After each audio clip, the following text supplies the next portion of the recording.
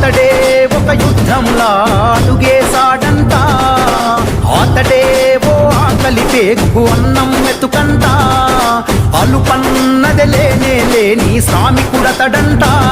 తన తల్లి పాదాలకు వేల దండాలోరన్నా, తన రక్తాన్నే తన పక్షం నిలిపినదోరన్నా. అదిగో అతనంటేనే ఆపద్బాంధవుడు, అతడే అడుగడుగున నీడై ఆదుకున్నవాడు.